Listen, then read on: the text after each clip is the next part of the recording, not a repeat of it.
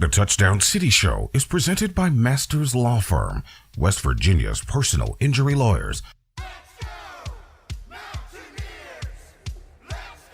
Coming to you from the Stone Church Studio in St. Albans, West Virginia, this is the Touchdown City Show.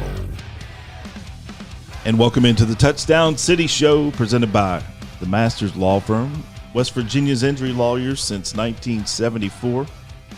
We just finished up a round of country roads, followed by Sweet Caroline, as we are celebrating the Mountaineers' victory over the Pitt Panthers, 31-24 in overtime. What was the 108th meeting for the Mountaineers and the Panthers. Now Pitt leads the series 42-63-3. But what a game. And here's why I say that. Because West Virginia fans have waited for so long for a big moment and a win like that. And before I'm going to let you guys respond, I want to say this. To the fans that sold your tickets and tried to, gouge people for $350, $400 a piece, and you sold out after the loss at Ohio. And for the one guy that was sitting in front of me with his little 4x6 index card that said, "Fire Rich Rod." And for the ones that left 10 minutes early when we went down 10, please kiss my butt, because you got everything you deserve by missing a great night in Morgantown. And we've been waiting for so long for that. So it feels good on this Sunday. It is a great day to be a Mountaineer wherever you may be. What a fantastic game. And welcome, gentlemen. Welcome to this win. It feels great. I mean, I don't know how you guys feel. I don't know how your morale is, but mine is up. I mean, I'm not going to say it because it could turn, but that was a great win. I'm not going to say what I want to say, but that is a great win for the trajectory of where we're going as a program. Obviously Pitt wasn't super great like I thought they would be, but I'm eating crow from my boy across the way from me right now. But I'm waiting. Well, I came in chambered up, ready to rock. I know you have. I'm gonna let him. I will come back and allow you to do it. But guys, I mean, what a great win that we pulled off. And Derek, I know you know the stat where if Rich Rod is over 30 points, he's got to be 90% wins. I'm not sure the exact stat anymore because where he's coached at these other places now, I don't really know his exact stat. But that was the Neil Brown stat. It was Rich too. Okay, I don't know. I'd have to go look that up. But I'm having about 10 pounds of crow because I didn't think West Virginia had a shot in this game. I'm absolutely elated. I don't care. Listen. I don't care if they'd have won 3-2, 2-0, or 4-2. I don't care. They beat Pitt. That's the game on the schedule that everybody wanted. Absolutely, it doesn't matter. He won the biggest game of the year. Absolute fantastic win. The kids never quit. That team gave everything they had, and that's one thing, in years past, and I'm not just talking about the previous regime or whatever. In years past, that's a game that I've seen WVU fold tent and get beat easily, after the 2 turnovers and all the adversity. But the team stood tall. They hung in there and showed great fight, and it's a great win for WVU. It's a great win for the state. I'm thrilled. It's a huge win yesterday. And that's one of those things, man. Like I told you guys last week when we were driving back from Ohio, I looked at the guys who I'd rode up with, and I said, we're going to beat Pitt next week. Why? I don't know why I think that after what I just watched in Ohio. But for some reason, your record and where you're at, all that goes out the window in a rivalry game, right? And especially one like this. Like I talked to the sports guy this morning from up at the station. He's from Houston. And he told me that is probably the greatest college football game he's ever seen or been involved with, covering or just being in the stands, witnessing. And I said, well, that's your first, kind of foray into what this is. He said they celebrated like it was a national championship. I said, because here it is. That's like Derek just alluded to. That's the game. It doesn't matter.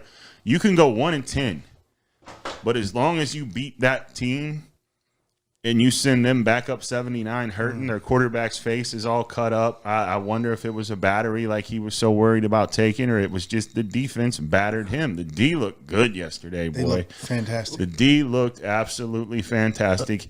That for me, and I've been going to Mountaineer games since I was a kid. That's top 3 for me all time. That was that game. That game was the game that we should have finished, and I say we when I was playing against Michael Vick. And again, they're not the same caliber of player. But like as Derek talked about, just finishing that game, to me, that is going to catapult us. I mean, if we don't win another game, and I know we will because the way we finish that game, it's going to turn the belief level up because you're able to win a game that, was won.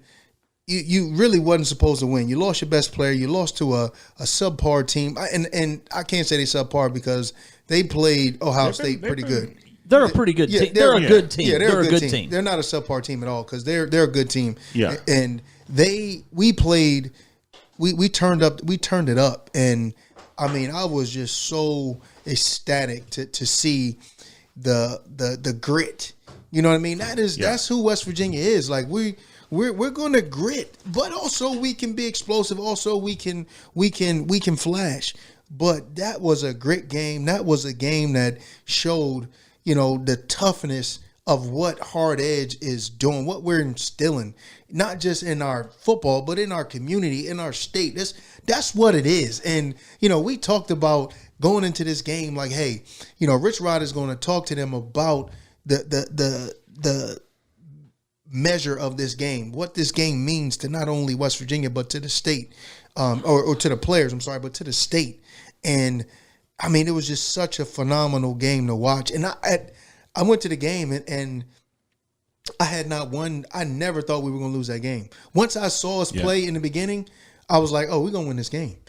The thing that stood out to me, though, too, about it, and you're talking about all the great things that happened in the game and everything. Now, watching on TV, man, it was physical out there. Oh, yeah. Those dudes were popping each other, both sides. And Matt talked about Eli Holstein going back up there all beat up and everything. Did you see the photo after the game? They were at the end of that game, it felt like every other play Pitt had a guy down. Right. I don't know if they were faking or not. But that's we'll fine. get into that. I got that's a funny fine. clip but from Rich on the running back got hurt. He was out. He was gone after like the first or second quarter, and then the quarterback was just banged up. That defense yesterday was absolutely phenomenal. But the physical nature of that game is that's what I love though. That's why it's called the backyard brawl. Right. And it's awesome. I'm absolutely, I can't believe that they came back and won. I'm thrilled. I'm just still thrilled. It's fantastic. Our guys kind of set the tone when they didn't shake hands after the coin toss. Oh, I didn't know about that. To go back to what he said, back in one of his famous speeches that he's given, they want it to be a 7-on-7. We gonna make it a fist fight. That yesterday was a fist fight. That's the kind of team that looks like a Rich Rodriguez team yesterday.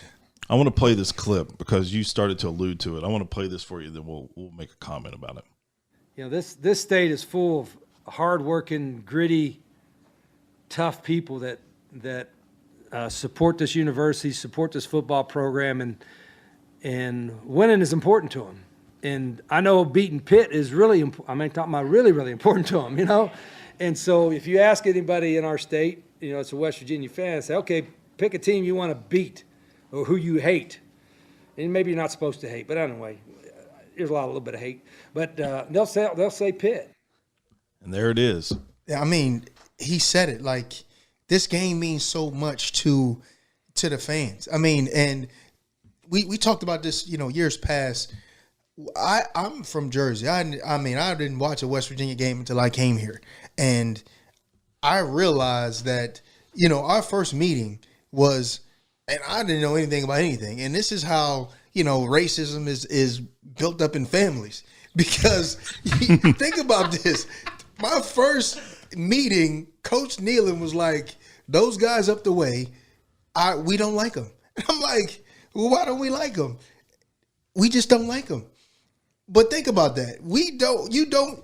Okay, Dad says you don't like them. Now you don't like them, and you don't know why you don't like them. You just don't like them, and now but it's a rivalry. It's something that, and you're supposed to do that, and that's why when we play Pitt, it means so much, because it's a rivalry that you've been having for 108 years, And I'm so happy that we got them back on the schedule. See, this is what college football should be in general. Absolutely. These teams need to play every year. It's what makes college football fun. Absolutely. And what you're saying about we don't like them, they think they're better than us. Narduzzi Their fan will makes tell it. you that they're better than us. They're one fan, but that's all right. And this is why, going back to the previous regime, why we didn't have success is because he couldn't buy in. No, to, he didn't understand it. Hang on. No, he didn't want to understand Right. it. All this for one game. That's my point. That's the That quote. set the tone for his the precipice of what he's going to be, because he could not buy in to what this was. And when you do that, that's when you embrace. And I will tell you, what is the AD's name? Ren Baker. Baker. He's bought into West Virginia. And he's bought in, and that's when I like him, because of how much he's bought into. I mean, he went culture. to the state fair, Right. and he took his kids down there and had them on carnival rides, and He's bought in, man. I mean, when I don't even know if Ed passed along. I mean, Eddie's from West Virginia, so he's probably been to the state fair. but it's not the same though. It's not the same when you you're don't not- show up to a job and go, I'm going to drive 4.5 hours Right. to the state fair just to get some more of this West Virginia culture. Didn't he come to the state basketball tournaments too? Yeah, he's bought bought in. I mean, yeah, he's bought in. how That's much? good. Well, listen, I knew Rich after last week, just from my experience with him and watching, his teams over the years, especially watching Jacksonville State. I knew he was going to come this week and make adjustments on offense. One, what I liked was the design plays to keep Nico out of the pocket.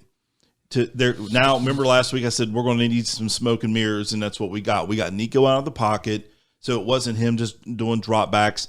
Do you notice they're not in that pistol as much? They're more in a gun, giving him a little bit more space, a little bit more time.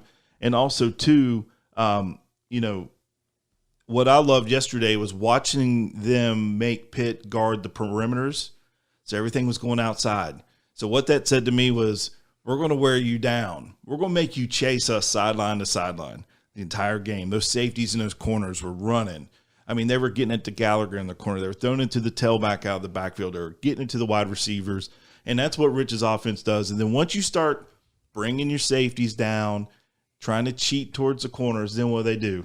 They start running that inside zone. And it worked to perfection. I mean, Ty Edwards yesterday, 25 carries, 142 yards, 3 touchdowns, about 5.6 yards a carry. Avon, Mr. Edwards, welcome to the party. Welcome.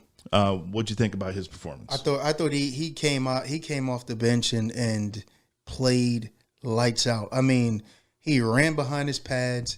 He, like you said, it was a physical game. I mean, in the stands, you can tell they wanted to tackle him, but it was hard to tackle him. I mean, Pitt didn't quit. I got to give it to Pitt, because Pitt played hard. That was probably the best game I've ever seen West Virginia Pitt play. And I would say the one in Pittsburgh was it was different, because I played it and I didn't feel like we were going to lose it. But my senior year, but that game. Every other game besides that one, it was always one sided. It was always either they're blowing us out, that I've been a part of. They're blowing us up, we're blowing them out. And that game was a physical, hard fought game, and you had a back that was going to make you tackle him. And I mean, it was for me to watch that game, to watch him go out and play the way he did. I was excited, because I said, if we had Jaheim in him, that was that thunder and lightning, that Sonic and whatever the other guy's name is. Tails. No, not Tails. Tails is his name, right? He's got the big fist. I don't know. But anyway, he ran 5.6 yards a carry. And it wasn't easy. Like, he broke tackles. I mean, there was some lanes, and I got to give it up to O-line. They stepped up and played way better. I was nervous. I mean, I knew we was going to win before the game, and I went out there, and you alluded to it. They didn't shake hands. Now you got to go play. You got to go play. You showing signs of disrespect. So you showing me a sign of disrespect, you going to have to back it up. And I mean, it was one of those games that and I don't know if you guys, I shared it on social where Rich, after he shook Narduzzi's hand, he just was like, yeah. I was like, He was amped. but you know, a second after he did it, he showed him he didn't care about him. And what that's going to do is, hey, I'm showing you disrespect. So now you're going to have to back this up again. You know what I mean? So I mean, but the way he ran the ball, you know, getting back to the question, the way he ran the ball was, I mean, it was tough. It was hard nosed. I mean, he was explosive when he needed to be. And for me, I mean, he doesn't have the Steve Slayton speed, but I mean, again, I'll take 240s and a 20, and make it work. He's got great vision. Oh, for sure. If you watch him, and he doesn't waste any steps. He's not a east-west guy. He's constant north-south. And when you watch him, like the first quarter, when he took the ball 40 yards down the field off the right, if you watch him when he gets the ball and you watch the cut he makes to the outside, he's following his block, he's seeing the lane, he sees the field wonderfully, and he gets after it. I understand, like, you got to give him a blow, but I was a little confused later in the game when we were down in the red zone and we had Ash in there. I don't understand why, when you have a guy who's running the ball at the clip that Edwards was, why you wouldn't just feed him in the red zone. The reason why is play. It was play. You know what I mean? He might not know the plays as well because he hasn't been active. So for him not to be in there, you know, I question it as well. But I'm like, well, he doesn't know the plays. He didn't get the reps. You know, I'm not going to put him in there. He don't have the reps. So you know, that is probably the reason why he wasn't in there. But That red zone package type Right, stuff absolutely. they know they're going to run down there. And he probably didn't get the reps of that. I mean, obviously he got the visual reps, but you don't want to put a guy in there that don't know what he's doing. He'd have got it 100 times if it were me. Man, that kid just looks like a running back. That was he was unbelievable yesterday. For sure. That was a fantastic performance. We were talking about backup running backs because we didn't see him at Ohio University. And if you see him at Ohio University, I think with that player, I think West Virginia might pull that game out. Oh no! I mean, it was not a great game, but I think with a guy like that, you could pull it out because after White goes down, he's still going to come in and get a bulk of the carries. So I mean, you're going to have a backup running back. Well, But, they man, just what got a him out. They just got him eligible too. So. Yeah, What a performance though from him! Fantastic. But I mean, don't discredit Ash. I mean, if you watch, no, he played hard. I mean, he made some blocks that were, I mean, it was just. He was putting his face in the fan. Stuff that doesn't show up on stat sheets. The team never folded. Like, they all competed the entire game, and that's what's very encouraging. No matter how you look at it, it's encouraging. Yeah. So Nico Markiel finishes the day 19-25, 192 yards with his touchdown. Kudos to him. Kept his head in the game, came out. I thought he got hurt, as we've alluded to, but kept his head in the game when they went to somebody else. And to me, that is a mark of a leader and a winner to me. I want you guys to hear his comments on the quarterback change. Got their time in, and then, you know, when my number was called again, there was just one goal in mind: is just go and win the football game some way, somehow. But you know, not a lot changes for me. Not a lot goes through my mind. You know, the minute you get distracted and you start feeling sorry for yourself, start feeling bad for yourself, that's when you got no chance. So, you know, I knew my time was going to come again.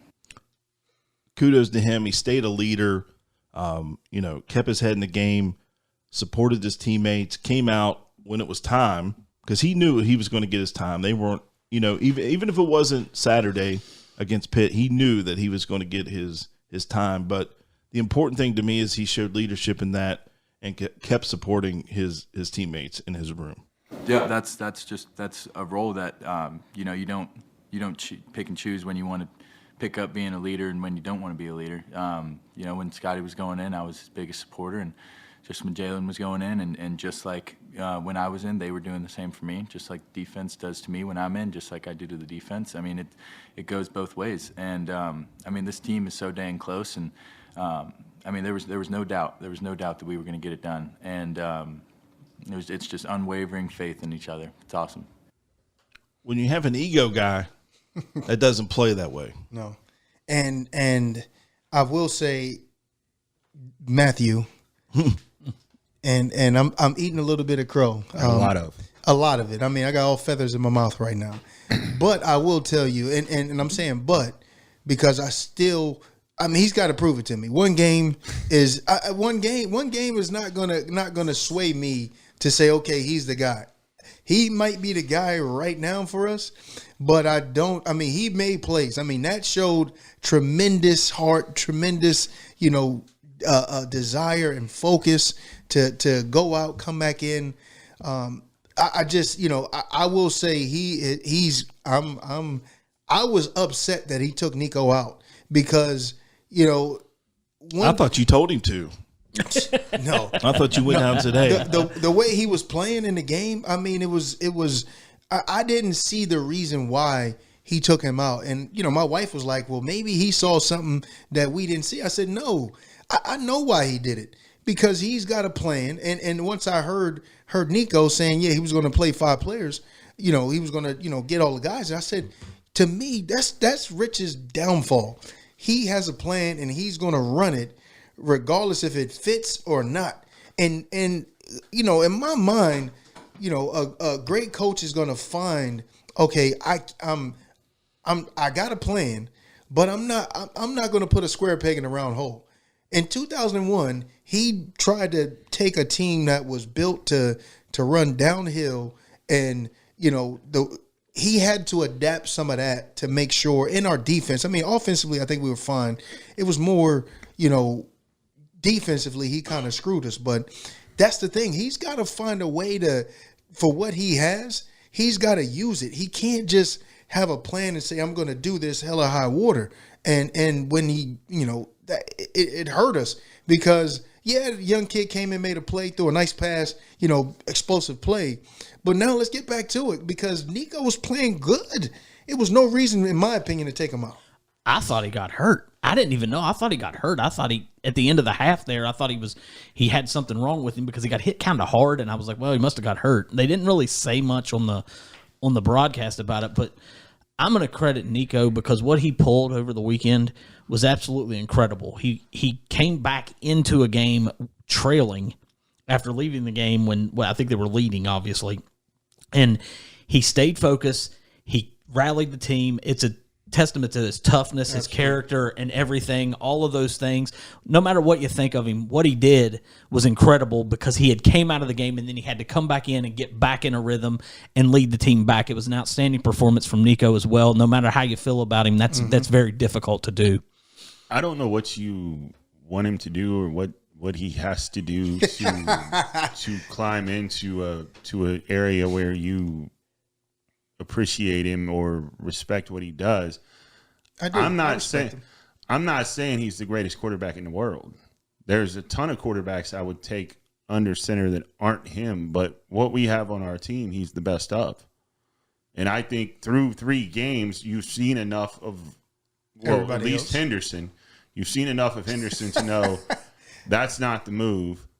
And Fox, I think that's one of those things you put him in because he gave you a spark. You're trying to catch a spark, whatever. He comes in. The first interception he threw was that was wild.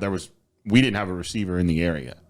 He threw it directly to Pitt's linebacker, which is crazy to me. And then he comes in, makes another bad throw. You switch up, you go to Henderson. I feel like when Henderson is in, the offense is stale and it doesn't do a whole lot because I don't think he's a threat to throw the ball. But even with the heroics Nico provided, you have to give all the props to the defense. When we kick the field goal, Pitt gets the ball back, and they're going to try to clock it. The defense steps up huge, gets us the ball back. Then we're looking at a 3rd and long. Nico hits a beautiful seam route to the tight end, gets us down there. I mean, 19-25, man, that's a pretty good game. 19-25, didn't turn the ball over, throws this 1 touchdown. The 1 touchdown is the biggest touchdown of the night. I just think that's the kid. And in my mind, when someone told me that Rich had said before the game he's going to play 5 quarterbacks, I said, this guy's insane.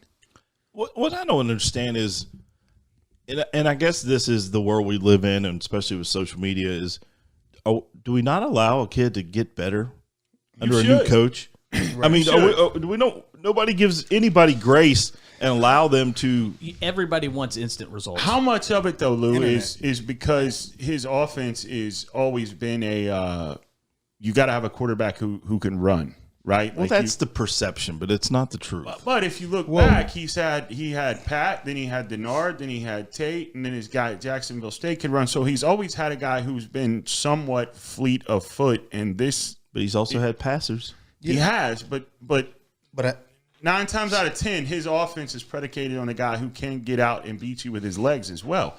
I think Nico can run, but it's not in a Pat White, Denard Robinson type of running. Nico can run you over, and he can get you short yards, but he's never going to be the guy to hit you for a burst of like 40 or more, down the field, because he's just not fast enough.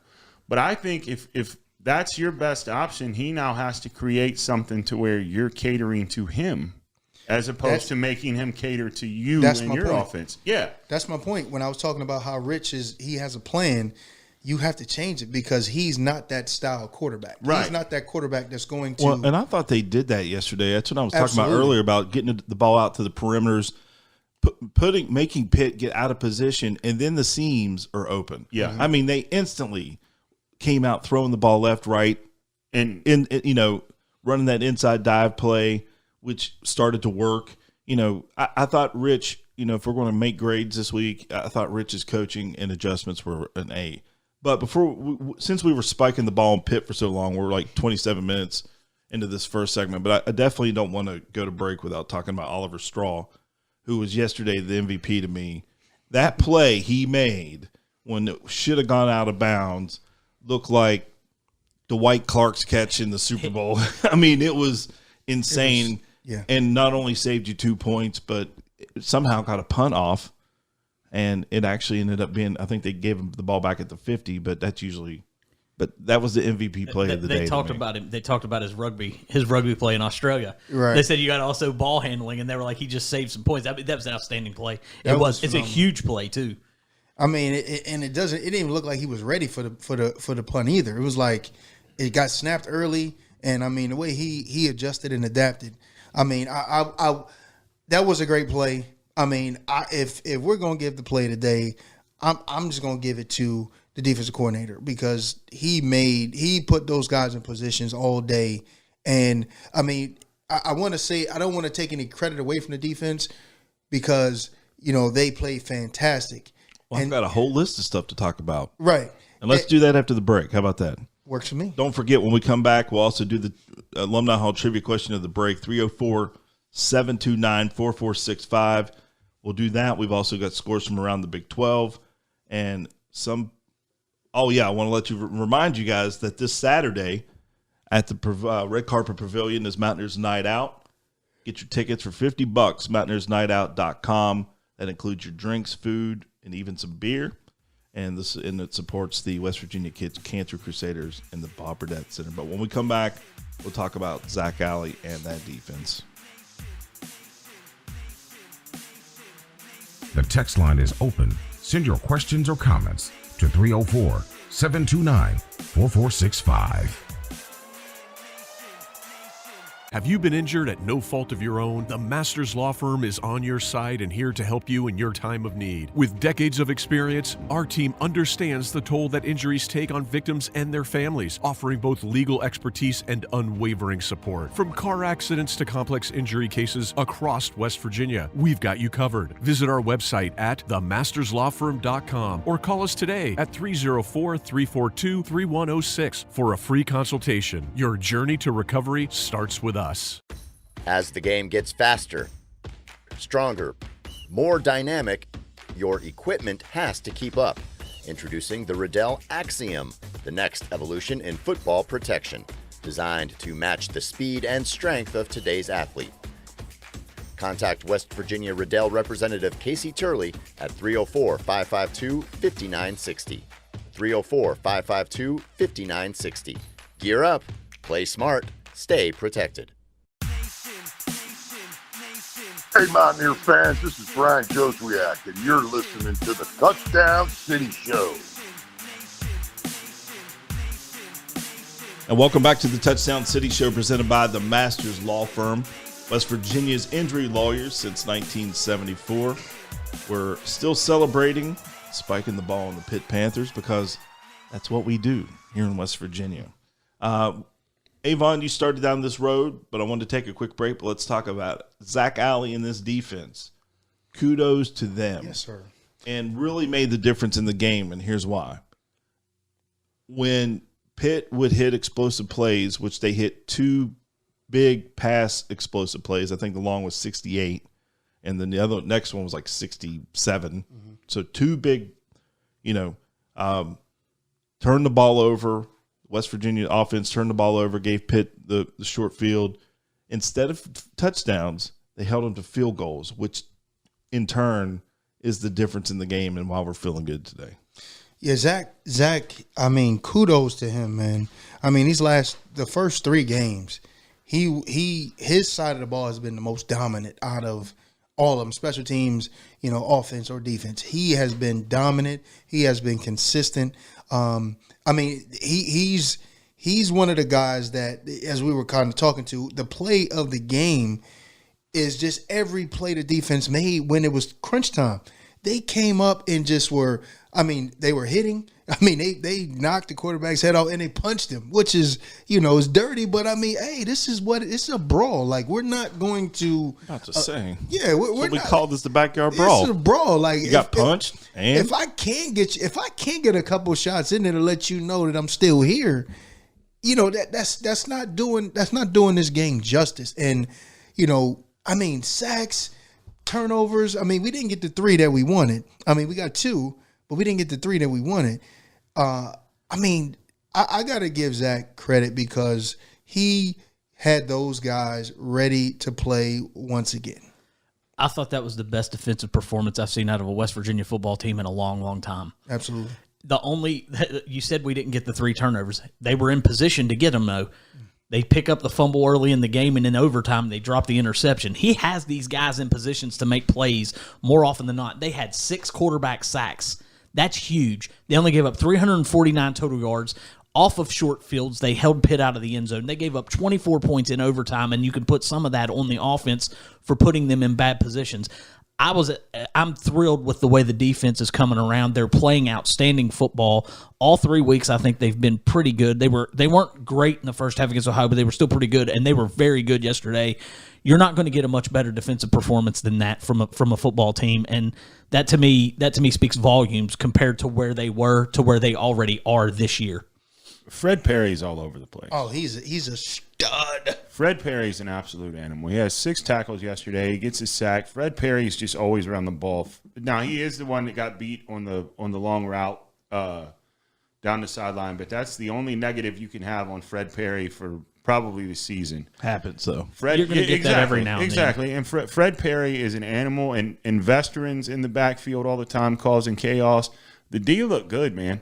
You can't complain about that defense at all. That defense, all 3 games this year, that defense has held its own. And there's a lot of times where they're running out on the field pretty quickly again with the way we run tempo.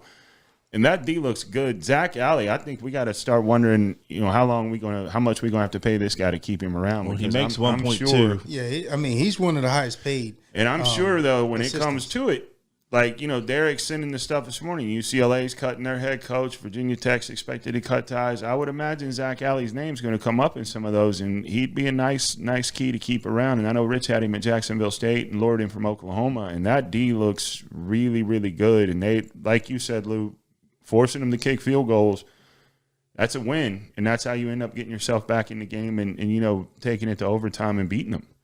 D looked great yesterday. He did. And one of the things that I talked about that we needed to do when it was crunch time is play cat defense. Like, I got that cat. And I seen a lot of that last night. This weekend where he was 100% standing, had his guy stand in front of the other guy saying, "You got to beat me." And it was two explosives. I think it was probably only like 3 plays over 10 yards. Like, yeah. Oh, yeah. And he dominated. He is the MVP of our team right now. You're gonna have those plays. They're gonna happen. Sure.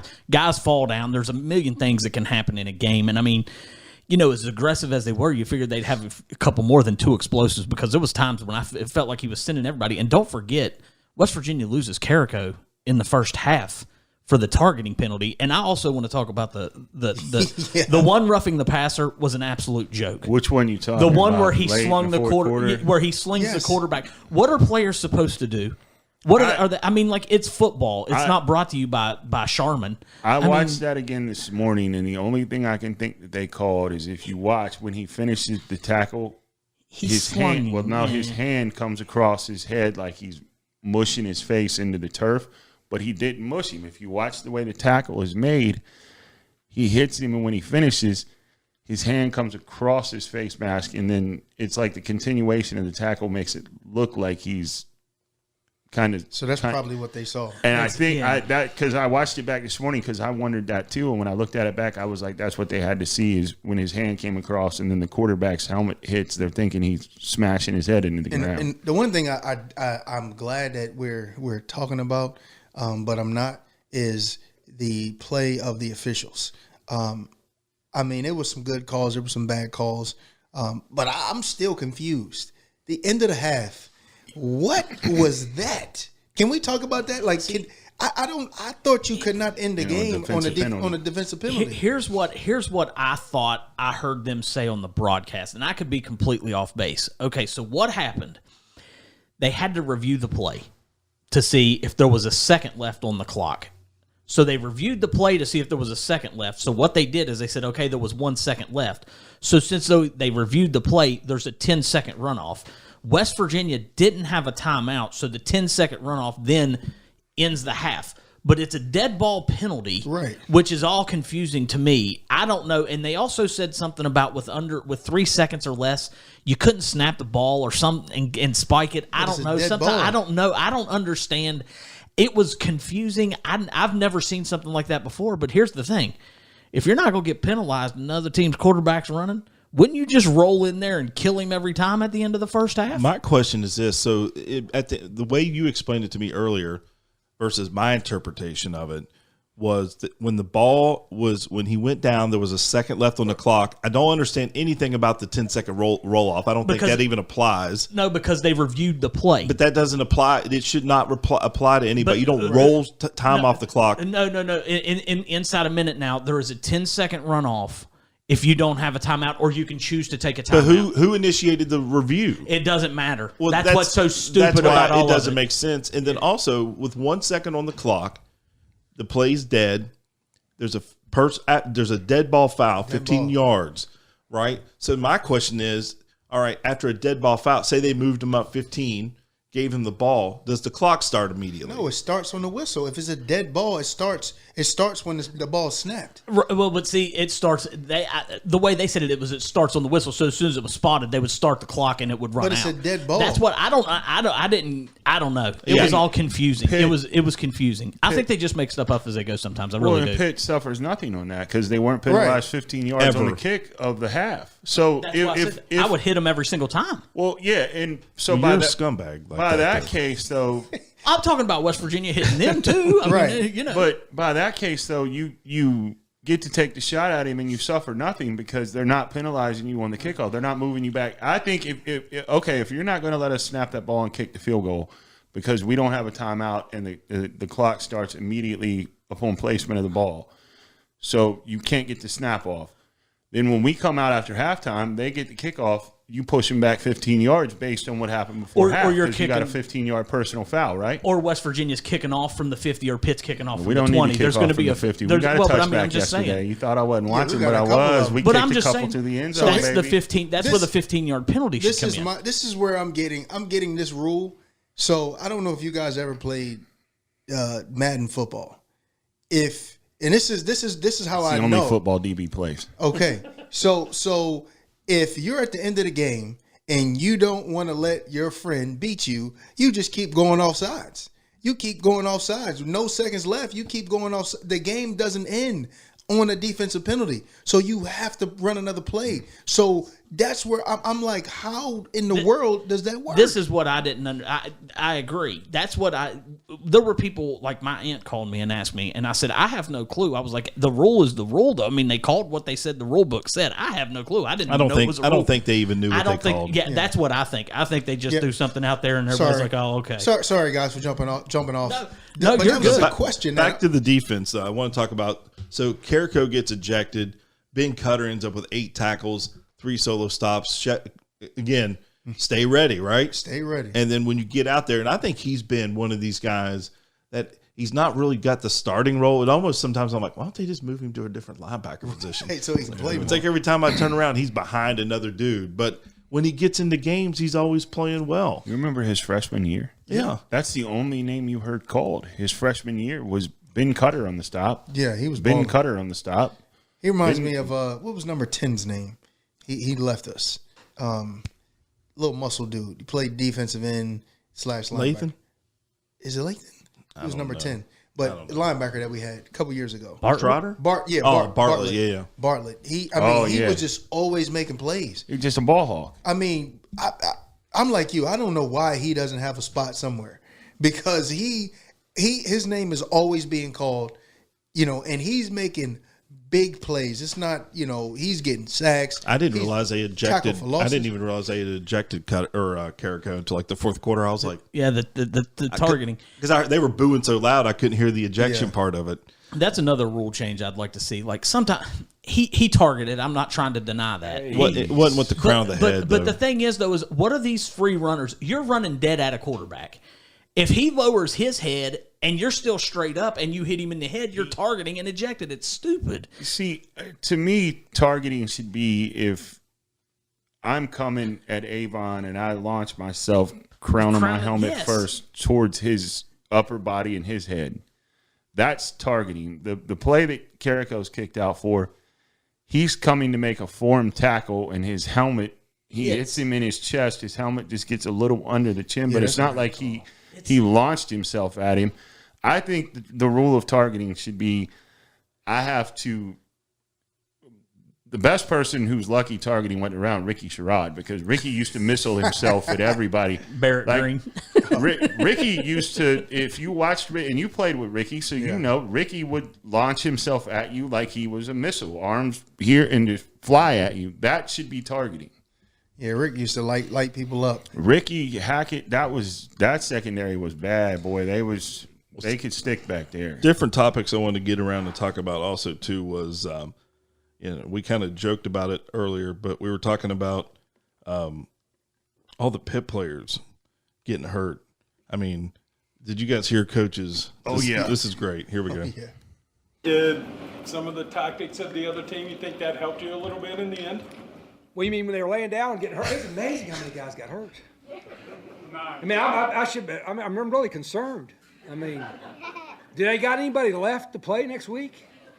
Because there was like 2 or 3 guys like on every other snap, like just, I mean, bad hurt, like, and so I don't know if they went back in the game or they're in the medical tent right now, but it was like. It's 10 o'clock. You talk about bad luck. Have you ever seen so much bad luck that they've had so many guys get hurt that often? It's remarkable. So I'm just showing a level of concern for their health and well-being. What the hell was your question anyway? Was that part of what helped you? Helped us? No, it pissed me off. I mean, they got a rule that, like if he falls down hurt after they're ready for play, but you're not gonna wait for ready to play. You're gonna do it immediately, right? I think that for their health and safety, they should have to sit out the rest of the series or the rest of the quarter. If we're really concerned about their health and well-being, and if you get injured, then sit out the rest of the series or sit out the rest of the quarter or maybe even the rest of the half.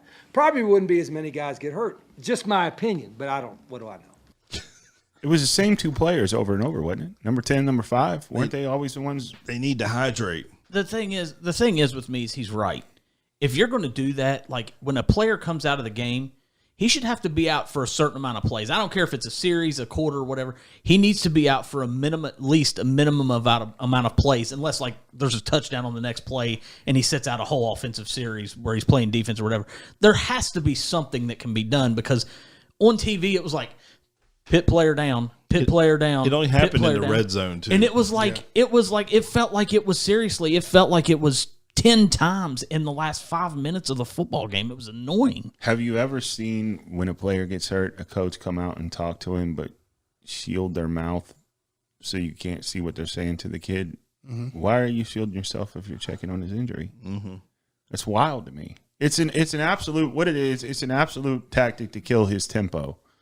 And that's fine. You can try it. It didn't work. You drove up 79 with a defeat, and your fans had, Sweet Caroline playing in the stadium, not fans, and outside. fans. No, they had some fans there. I want to address Sweet Caroline, because my sister came and was sitting with me, and she was very upset. They didn't play it during the entire game. Yeah. All right. They even played Country Roads. They did everything in their power not to play Sweet Caroline. And she's like, the people running the video board fumbled this. And she's right, because as soon as they finished Country Roads, it should have rolled right into Neil Diamond. They played DMX, but nobody left. Right. Nobody left the stadium until they heard Sweet Caroline, and it was awesome. Yeah, it was disappointing. It was disappointing not to hear that. But at the same time, I'm like, well, I mean, the game is close. That might be a distraction to the players, because it takes you out of.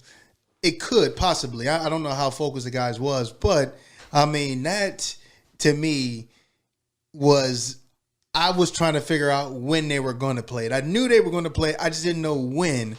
But I mean, the way the game was flowing when we played them 2 years ago, I mean, the game was well in hand. It was in hand third quarter. I mean, the game was terrible anyway. 17-6. Yeah, I mean, it was a terrible game. Yeah, that quarterback was not a threat to beat freaking St. Albans High School. Yeah, though. it was. We were well in command. They played the third quarter, and it shut the whole place down. Did you? So I'm in agreement. They dropped the ball, but I just didn't know when they could play it. They didn't even play it. I mean, it was like the fans forced them. Did you read where ESPN, I think, may have had something to do with that? No. Because ESPN, I had read yesterday or Saturday on the way to the game, I had read ESPN had some problems where they had to like dump audio so quickly because it just echoes throughout in ESPN. Mon County? Because it was loud. ESPN was having some issues with that. So that could have been a move made by where the game was on ESPN saying to the guys up in the audio, but hey, don't. But you could play it during a commercial break. True. I think. Well, all right. Even if they didn't play it during the game, whatever the reasons were, they forced them. They had the fans didn't leave, right, and forced them to play it at the end of the game. So I don't think they ever had any intention. I saw some clips on social media from the Sweet Caroline, but they played it part of the game. But they turned around and then redeemed themselves because people probably missed this, so they trolled the hell out of Pitt on the way out as they were. I think it was maybe right after Country Roads. They played this clip from his initial press conference. Oh yeah, I saw that too. That was Any other Pitt fans can leave the building. And then they Sweet Cat. So he did that. They said that, and then Sweet Carolina came. I mean, but hell, they played DMX. They played all kinds of stuff. I don't know what they were doing. Somebody up in that booth likes wrestling because they play a lot of wrestling theme songs, and somebody is fully immersed in the WWE universe. And then you definitely heard the Stroke Band yesterday too. So I meant to bring that up last week. So that's a thing that the players, like the coaches, wanted. It's only during kickoffs. Yeah, on kickoff. It felt like it was a lot the first week because we were kicking off a lot, but it's a kickoff thing that they do. It was to me. I mean, the atmosphere. So first of all, KJ, if you're listening, I love you, brother. Big game, guys. I mean, it's huge game, West Virginians. And this game has been sold out from the beginning of since Rich Rod was hired. And me being the needy, high maintenance running back that I am at times, I asked our varsity club leader, to give me some tickets for this game. And I have a big family, and I asked KJ, and KJ, if you are listening, I do want to apologize because I was prima donnaing, and I don't do it often.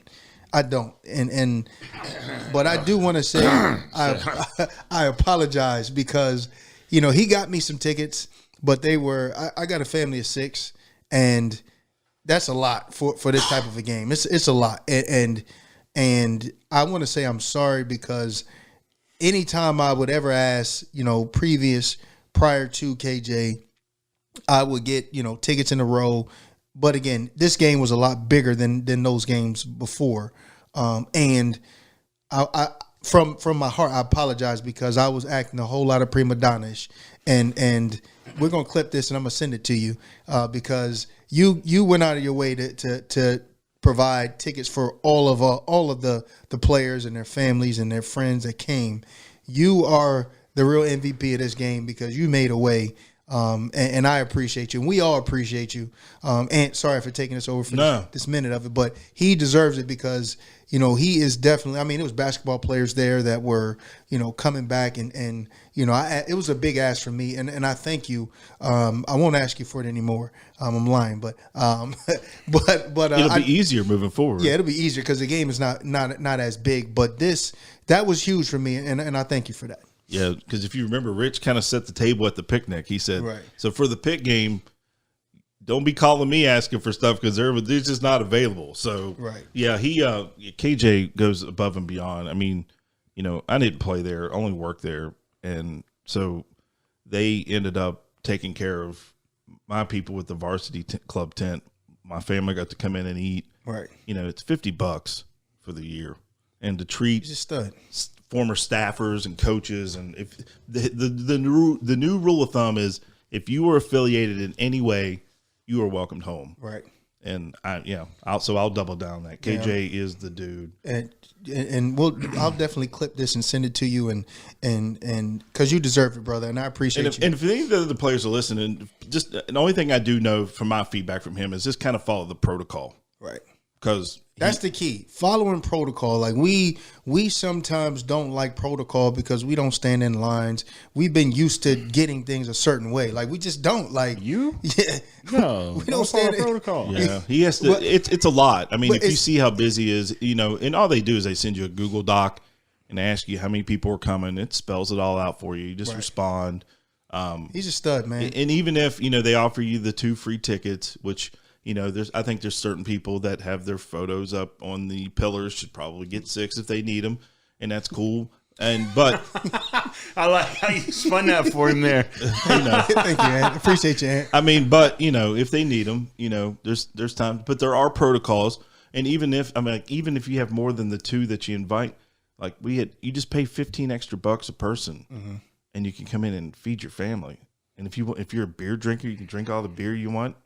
I mean, it's whatever. It's a phenomenon. They go above and beyond, and I mean, he deserves his accolades because this was a high pressure, opportunity that he was afforded, and he handled it gently, with all the egos from all the players. Yeah, it's not just your ego; it's everybody's. It's ego. Everybody's ego. You know what I mean? You just know you have the biggest one. No, I was going to say I don't have a huge ego. I mean, I don't. I mean.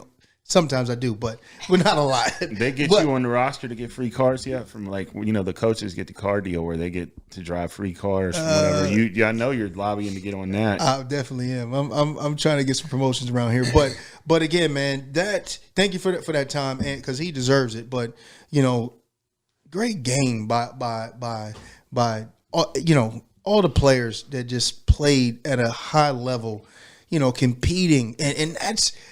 If you guys don't understand what West Virginia football is, it is competing on a play-by-play basis. And if you look, the strain that they showed was phenomenal. I mean, in a game where a lot of people didn't think they had an opportunity to win because how poorly they played against Ohio University. So, yeah, it was a phenomenal game to watch. I mean, the fans stayed afterwards. It was an experience that I was happy to be in a building with my family to be able to experience that, because you get to hear "Let's Go Mountaineers" and your baby start doing it, and then you get your people next to you, and then you get the Sweet Carolina, and my kids are like, "Are they saying a bad word?" I'm like, "No, baby, they're just cheering on the other team." Should have heard the kids cussing behind me. Yeah, it was funny. It was amazing, man. Amazing. And that's what West Virginia football is. And from this point forward,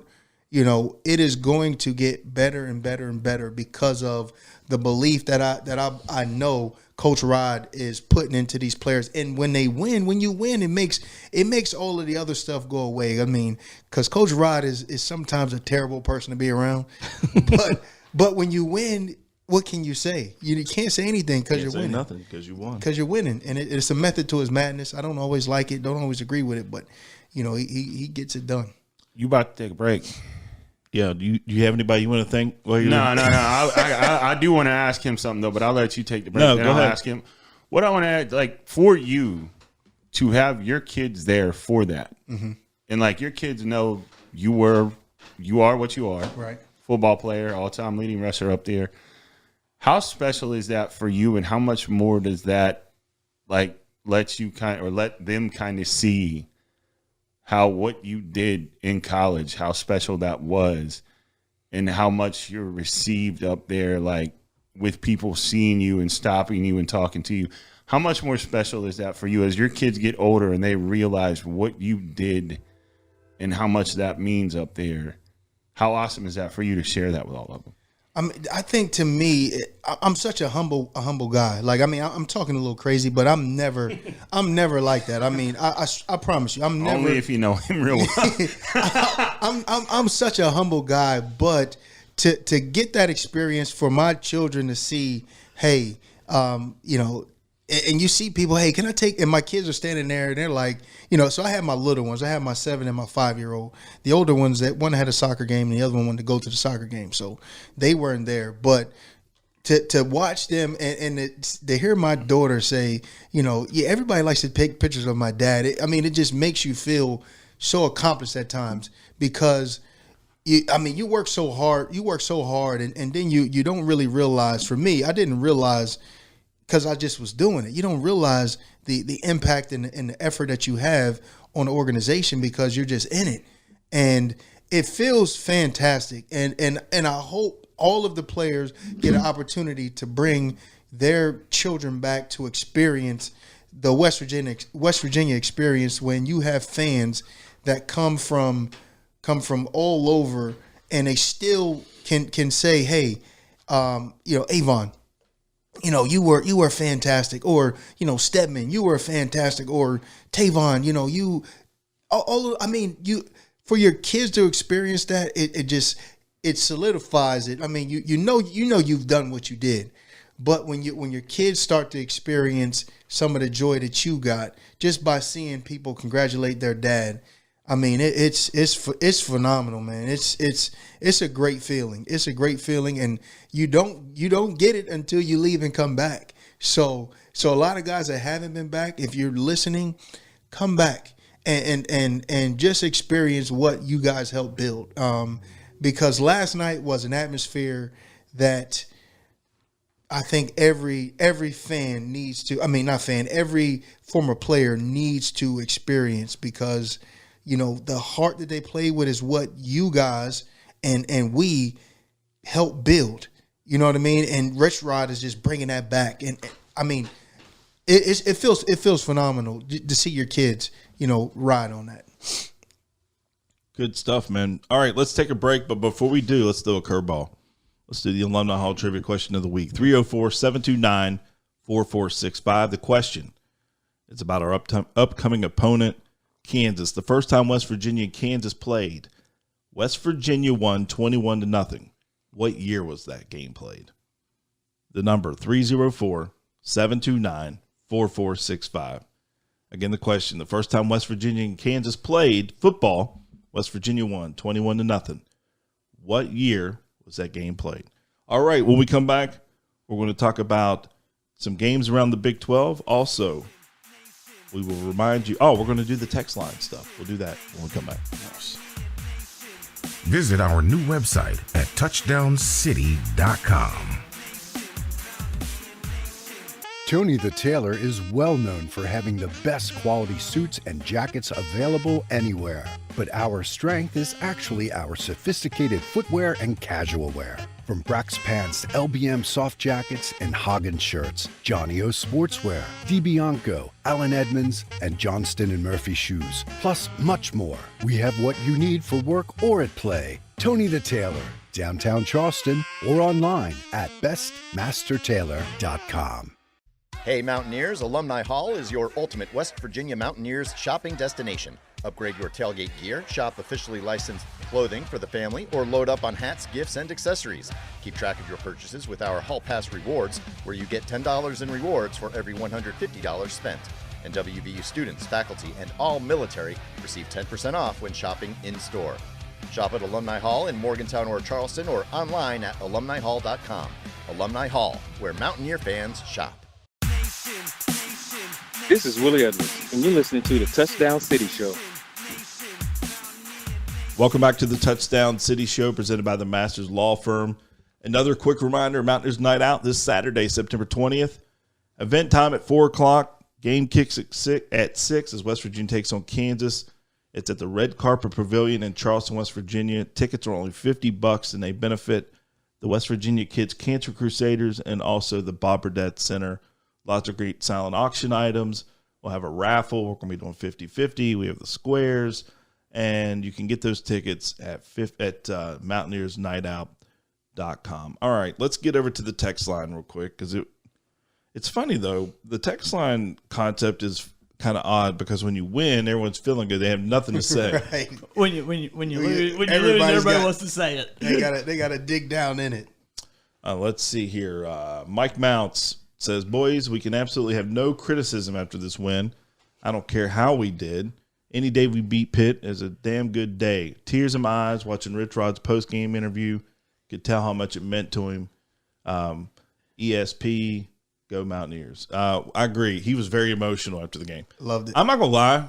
Not going to lie. You was too. I got a little emotional on this thing. I think we all did. And because I think twofold. It was because it's been so long. And also, too, I think we have a pretty good idea that what it really means to Rich, especially after 2007. Yeah. And I mean, it was written. It was just written. I mean, like, you think about the way he left, he comes back, the game's on 9-13. The way we've lost games in the past two game losses to Pitt, we're up 10 late. Mm-hmm. They're down, we're up 10, or we're down 10 and come. I mean, it was just written. And for him to get that monkey off his back, kudos to him, in that team. Let's see. Who else? This is long. This is a short one. The original one's this is A-Bear, because he references in the earlier text Ricardo Rodriguez. It's for we were watching him a couple years ago. Dear Diary, Edwards played like a man on a mission. Zach had the D mentally prepared, and Avon, Nico is the answer for now. No denying it. No denying it. He is the man. He is the man for now. He is the man. Our buddy Mike Abel. Here's one from 304-0249. What are we drinking? I was driving home, so I was not drinking. I'm drank some high noons. Let's see. This is our buddy Josh. What an ending. I'm sure a lot of people will second guess Rich Rod switching quarterbacks, but I'm glad he did. Let's see here. It showed us who's the best option going forward, and I think we have to sit and give Nico some fire. Don't have an old couch to burn, but I was so fired up at the end of the game, I almost burned one of my kids' dollhouses. Josh, buddy, love you for that, man. Hey, I don't understand why you. The girls would have been upset, Josh. Yeah, don't do that. They would have been. Yeah, they definitely would have been pissed at you. This is from 304. Jeremy from the 304. Can someone explain to me why we don't seem to get Vaughn the ball more? Is it just not enough time for the QB? He seems to get the ball. He seems to make a play or get mugged just because he's that much better than the defender. Well, let's stop that right there, because Cam Vaughn's a walking pass interference. Anytime you get him out wide, one-on-one, you look his way. So it's not they're not getting him the ball. It's he's getting grabbed so much and then getting the pass interference calls. And also, two defenses are kind of designed to shut him down. He also said that the offensive line sometimes, if you're going to throw long, you got to have a little bit of time. Sometimes the time's not there for him to throw long. So he answered his own question. Really, he was right about it. Yeah, I mean, I think that he's definitely in. Nico's referred to. He is the A option. Mm-hmm. But what do you do as a defensive coach? We're going to take him away and make someone else beat us. That's so. Especially with Bray out now too. Yeah. Let's see. That's one thing I was thinking about, guys. We need more receivers because thinking about who our quarterback is, if we're going to spread it out, we got to have somebody to throw it to. We have 88 new players. It's hard. I mean, you don't know what you really have. You're still learning what you have. One thing, shout out to the receivers because I don't think there were any drops that was like blatant. Like we needed I can't remember any drops. They played well. And we normally kill them for dropping the ball. And we haven't killed them all year for dropping the ball. Isn't that weird? Yeah. Well, funny how that works. Let's see. Here's Greg in Sun Valley. Thanks, Greg, for continuing to listen. And those penthouse magazines in the basement belong to Derek. He says, I don't know if Nico is the future, but he's got ice water in his veins. Guy. Facts. Yeah, he's right. Yep. You're talking about a guy in high school playing on ESPN who vomited on the ball when he took the snap and still threw a pass, completed the touchdown, and won the game. Through the puke ball. Guy's an absolute gamer. Avon's got to get past it. He just hasn't showed it. I mean, you could be a stud in high school and flop in college. His games, he won the games, but they weren't pretty games. They weren't pretty. The beauty of what happened in the Pitt game, though, is you saw it clearly. Absolutely. He is the absolute best option for this football team 100%. for right now and moving forward this season. He is. You saw it in the Pitt game. Somebody texted in and said the same thing. He's glad he played the other quarterbacks. That way you know. Yeah. Now we all know. Also, too, the way the guys just respond to him. Yeah. I mean, you can hear it in the interview. You can tell. All right. Just some quick scores around the Big 12 and around the country. There weren't a lot of great games yesterday in the conference. Houston knocked off Colorado 36-20. Iowa State goes to 4-0, beating Arkansas State, which they struggled because the final score was only 24-16. But, you know, they've been at it for a minute in the overseas game and everything. But Utah over Wyoming 31-6. Texas Tech over Oregon State 45-14. Baylor over Samford 42-7. Cincinnati blew the doors off of Northwestern 70-0. Those games are like the ones you go back and drink some beers at halftime. Northwestern State, I think they played Minnesota last week and got beat like 66-0. That's 136-0 in back-to-back weeks for them. Like what are they gaining from that? Money. They get paid to get beat up. That's all they're getting. They're like the Mulkey Boys of pro wrestling. I mean, yeah, that's all. They're just getting a payout. They're jobbers. Is what they call them. TCU over Abilene Christian 42-21. Arizona State over Texas State. Didn't jot the score down. My fault. 34-15. There you go. Arizona over K-State 23-17. K-State is now 1-3. I think I had them picked to win the conference. That's a non-conference game. Yeah. But the thing about there's got to be something internally wrong there. They're a 25-second touchdown away from being 0-4 with North Dakota. Yeah. There is something wrong there because I looked at their schedule and we discussed it before. Like you whoever lost that first game, you said, hey, they could probably come back and win every single game they have left. Well, the way it looks, Kansas State may not win another game the way they're going. Yeah. Around the country, Tony Gibson, our boy Gibby, first win as the head coach at Marshall, 38-7 over Eastern Kentucky. I have to let I'm going to congratulate Coach Gibby because I want him to do well. I don't care who he's coaching. I want him to do well. Gibby's congratulations to Coach Gibby. And any time you win, it's tough to win in college sports.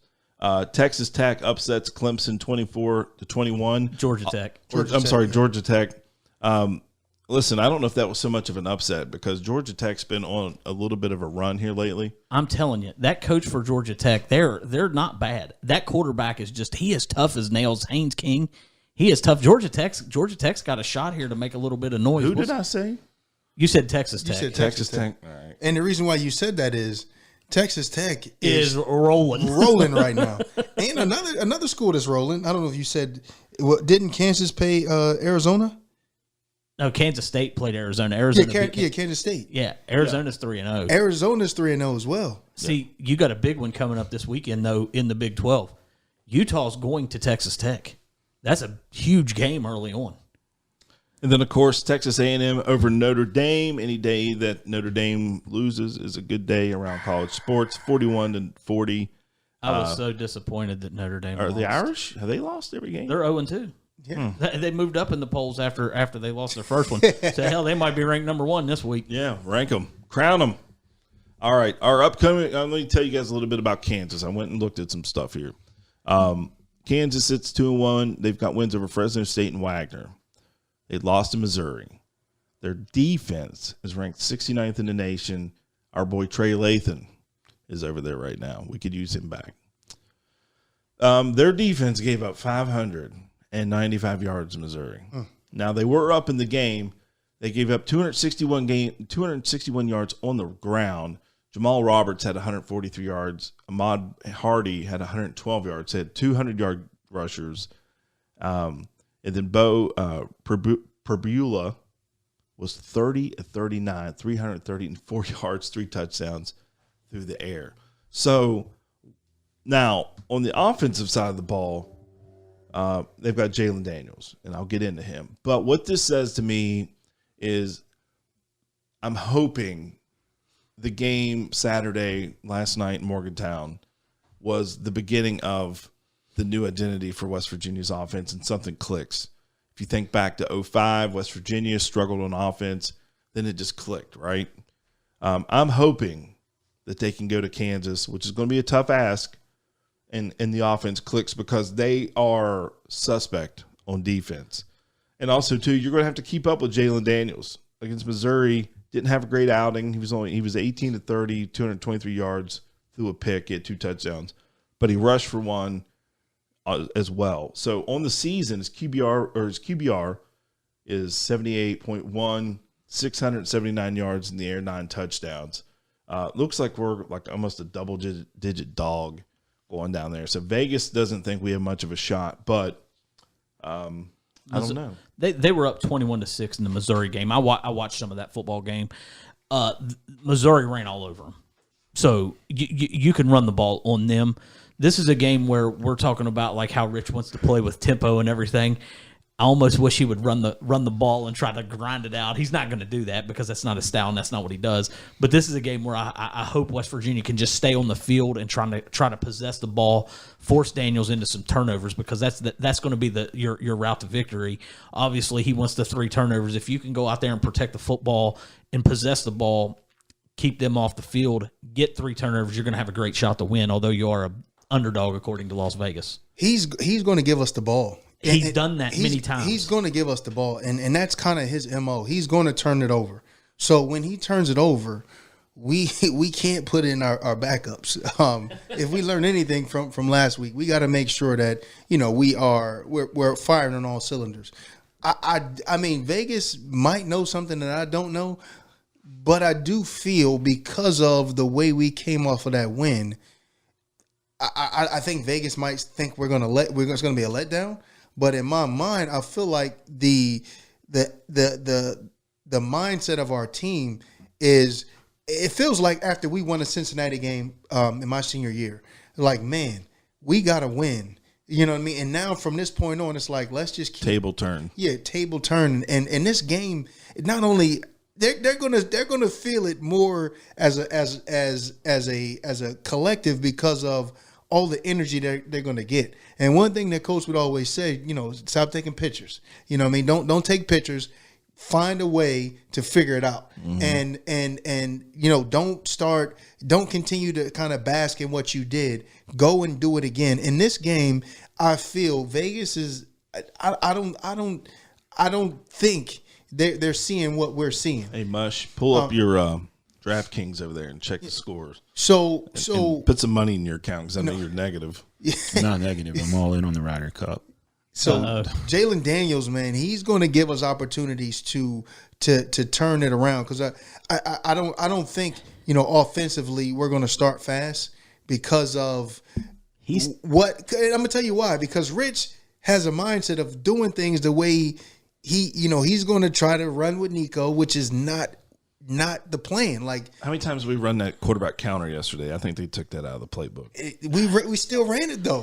We ran it with Fox. I think we're going to run the ball, but I think he's going to run Edwards. I think we're going to go out there and try to pound and run Edwards a lot. They should do. So what we should do is what they did with Pat White and Darius Renard is what is that? RPOs. That is going to be our short passing. I mean, that's going to be our run game is RPOs. And I'm waiting for him to bring that out. And I think that's going to be our run game because, Nico's not the answer with running. And we're going to start slow because of him trying to do what it is that he is. The spread's 13.5. You can go ahead and say Oh, my goodness. 13.5. Jesus. What's that over? Empty my account on the Mountaineers. 13.5 is wildly disrespectful. Super. I mean, super disrespectful. You get a turnover. That's basically Vegas. What's the over under? Is it on 53? 53. 54.5. 54.5. So they're saying about what 33 to 19, something in that range. 13.5 is wildly disrespectful. That's crazy. I just said empty your account on the Mountaineers. I might mortgage my house. Oh, here we God. go. All right. Predictions, boys. Let's get into it. So let's talk about it. I mean, we got an opportunity here. Vegas, nobody's believing us. And I know Rich is going to be I like that pounding this. He's going to pound this to the boys. Nobody believes in you. Nobody feels like you can do it. And, we're not going to bask in this win of a team that is probably not going to we just killed their whole season. I mean, they haven't won a game in what, 7 games now? Well, they've beat Duquesne and Central Michigan or their last quality. They're like 2-7 Quality, last 9 games. Quality games. They haven't won quality games. But he's like, look, guys, this is the opportunity to shock the world. This is going to be the turning point. And guys, this is the game that we're going to take Anthony's Heisman hopeful off of the board. And that was 2 years ago or a year ago. Yeah, he's still your guy. Zach is going to put these boys in the positions to make sure that he does not do the same thing that the OU quarterback did to us. And that is going to put us in a position to start slow, but then keep the game close. And we're going to win this game 31-17. I picked against West Virginia last week, and and they're say it again. I picked against West Virginia last week. I'm happy that I was wrong. I'm absolutely elated that I was wrong. However, I do think that they found some momentum at the end of the game over the weekend. The end of the game against Pitt, I think they found a little bit of confidence. I think the offense played much better. The defense was outstanding. I think they're going to turn Jalen Daniels over a couple of times, and I think they're going to pull off an upset here. I think they're going to beat Kansas 31-27. I'll ride with us to beat Kansas, and that's just because I don't think this is anything that Monday when they come back to practice, I don't think he's going to let them live on what they did on Saturday or over the weekend. So I think you're going to see them come in. I think they did find something. I think the defense has continued to get better. I think the offense, you're kind of now at a point where you don't necessarily have to juggle your quarterbacks anymore. You know what you have. Ty Edwards was a welcome addition, Saturday night over the weekend. And I think that now you kind of know, like you've got an identity, right? So you know what you're doing. And I think you're going to see them game plan more to that identity. And I think we're going to beat Kansas. I'll go 24-14. Before I get into my prediction, I just got another text here I want to get in. Let's see. This is Wes from Charleston. Let me start by saying that team's performance right there is exactly why we hired Rich Rod back. Absolutely no quit. That's hard edge. The last clown show we had up there would have pissed down his leg and laid down when we were down 10 points in the fourth. Also, after the touchdown late to bring us to within an extra point, I'd love to know if it ever crossed Rich's mind to go for 2. Love the show. Go Mountaineers. Hope all the Pitt players are okay. I was kind of surprised they had enough players to play in overtime. Yeah. So, no, he did not cross his mind to go for 2. That was, I think, Dusty Rutledge. I was listening to some of the radio on the way back. Jed Drenning, who, by the way, Jed and Owen, those guys do a great do a great job with all their coverage and their podcasting and stuff like that. But anyway, Jed, he had asked Dusty Rutledge, he said, hey, you think Rich will go for 2 here? And he said, absolutely not. We're at home and we have the momentum. So the answer was no. But with my prediction, one, practice tomorrow will probably be the toughest practice of the year for them. Reason being, he's not going to let them rest on Saturday. He's not going to let them, like you said, we don't take pictures. We don't worry about what just happened. So I think he will they might float in there a little bit on Monday, like dancing and carrying on, but no, he'll let them know. He'll shut all that down and get them refocused. And here's why: I think this is an opportunity to go on the road and prove to your football team and to yourself that you can win road games. Right. You had a road test and you basically never got off the bus. So here's an opportunity to kind of right the wrong, And not only that, it's a conference game. That's the beauty of what college football is now. No matter what happens with your first 3 games, you have an opportunity to go out and win a conference championship. And don't believe for a second that Rich is not trying to win a conference championship this year. So with that being said, I'm going to go West Virginia. I think they got to get closer to 30. So I'm going to say 28 and Kansas 17. I like the Mountaineers. There you go. I love it. And it'll probably be a late score. It's going to be close. Because, Daniels, man, he can be trouble. But the thing about it is they've got a new offensive coordinator as well. So they're still learning. I think you can turn him over, though. He's had a turnover problem since about 2 years ago. He started turning the ball over early in the season one year, and it's continued all the way through. And I think we should end it on this last text that I received. Former Mountaineer, I was asking him about the game. He said, crazy-ass atmosphere, probably one of the top 5 I've ever been a part of at MPS. And this is Rasheed Marshall we're talking about. Wow. Yeah. Yeah. So that game, I know this is a long episode, so if you're still listening, thanks. But that game goes up there with 93 Miami as far as atmosphere. It goes up there with 05 Louisville. What about 03 Virginia Tech? 03 Tech. And that atmosphere actually gets a bonus point because that was a Wednesday night game. You can't even get everybody up there. We're all crushed at the misfortunes of them getting crushed at home by Old Dominion, by the way. Yeah. I know we've gone so long, so I want to talk about the firings and there's so much other stuff, but we appreciate you guys so much for sticking with us this week. We've had a lot to talk about. It's been a great week as far as victories and knocking off Pitt. We like to spike the ball in Pitt. So thanks for listening to the show this week. Don't forget Mountaineers Night Out next week. The website, mountaineersnightout.com. And make sure you subscribe and also take the time to leave a review. Thanks for listening.